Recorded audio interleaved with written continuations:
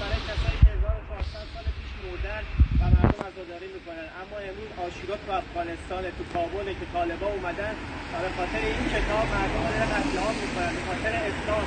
داعش میگه اسلام، طالب میگه اسلام، این کثافت‌ها میگن اسلام و طالبان حمایت میکنن و مردم منو به قتل عام کشیدن. من این کتاب جلوی اینجا پاره پاره میکنم، میریزم توی دست پای اینا تا بتونن ما چیزی به نسبت به این قرآن نداریم. این قرآن آیات شیطانیه، باید پاره بشه، بریزیم اینجا و خود اینا از اینجا رد شن. این کتاب دستنویس عربان نه برای ما. اینا همه جا فساد به پا کردن با این قرآناشون.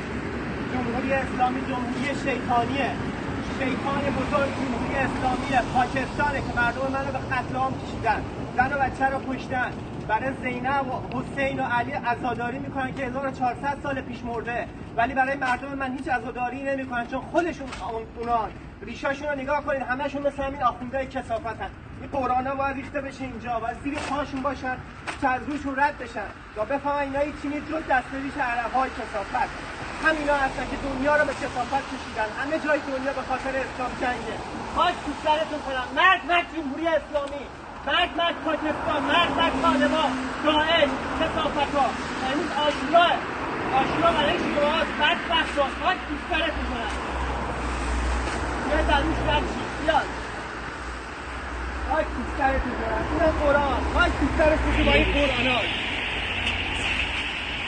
مردم کثافت، تروریست، اینا تروریستن. آخوندهای کثافت تروریستن. آخونده خودشون تروریستن که به مردم خودشون رحم نمی‌کنن. حالا دست گذاشتن رو مردم افغانستان، سوریه، همه رو آواره کردن این کثافت‌ها. خاک تو سرتون کنم آخوندهای عوضی.